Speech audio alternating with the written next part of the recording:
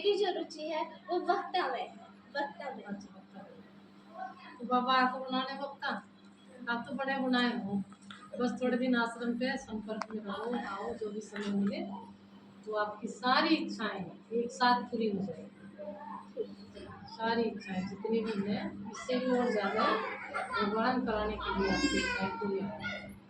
और इतनी सारी इच्छाएं मतलब समाज के प्रति, भगवान के प्रति, कल्याण के प्रति मैं पहली बार सुन रही हूँ कि मैं ये भी है ना। तो आप विशेष हो और समझे कि मतलब विशेष हो, विशेष ही बनना है।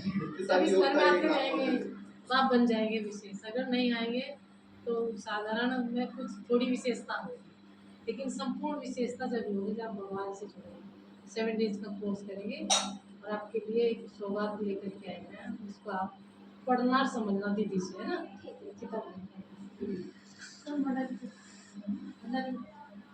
भगवान के प्रति आपकी क्या श्रद्धा है वो बताएंगे।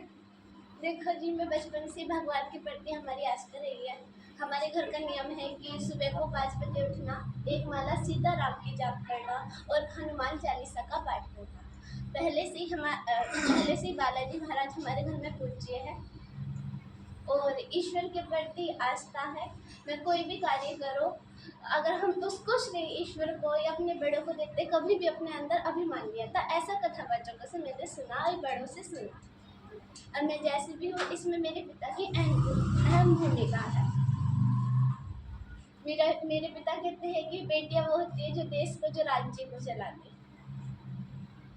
बेटियां वे होती है जो बहादुरी, जिनके अंदर बहादुरी हो, जो अपनी बहादुरी से आत्मरक्षा कर ले, ना कि डर के या डगमगाकर वो एक जगह बैठी रहे। और मेरी दृष्टि में दीदी, अगर गलत चीज़ को सहना सज्जनता है, मैं कभी अपने अंदर ऐसी सज्जनता नहीं ला सकती। अगर कोई व्यक्ति सोचता है कि मैं गलत चीज़ों को बर्दाश्त करूं और मेरे अंदर की अच्छाई छलकेगी या मेरे अंदर सज्जनता मैं इसलिए बर्दाश्त कर रहा हूँ, वो मेरी दृष्टि में बहुत ही ज़्यादा गलत है। गलत चीज़ को गलत कहना, चाहे इसमें कोई बड़ा हो या छोटा, स्पष्ट रूप से कुछ हद तक बर्दाश्त करो, असीमित बर्दाश्त ना करो। किरण बेदी और रानी लक्ष्मीबाई और जया किशोरी से मुझे सबसे ज़्यादा प्रेरणा मिलती है।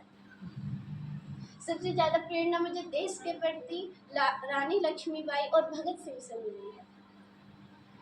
हम साधारण से व्यक्ति, हम सीमा पर जाकर पहरा तो नहीं दे सकते, पर अपने देश में रहकर किसी एक व्यक्ति की सहायता कर सकते हैं।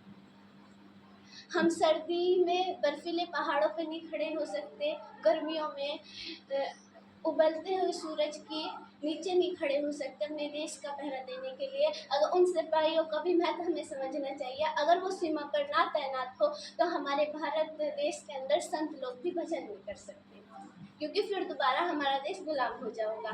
जब हमारा गुलाम हो जाएगा तो फिर वही जिस प्रकार, जैसे कि हम इतिहास में पढ़ते हैं, अंग्रेजों ने, मुगलों ने शासन हमारे देश पे किया, फिर से वही परिस्थिति आ गई। आज जो हम स्वतंत्रता है वो अपने वीरों के कारण, उनके बलिदान के कारण स्वतंत्र। तो देश आज़ादी में भी रह गया, जबरदस्त रोल रहा है देश का, तो आज़ादी में भी देश के प्रति भावना है।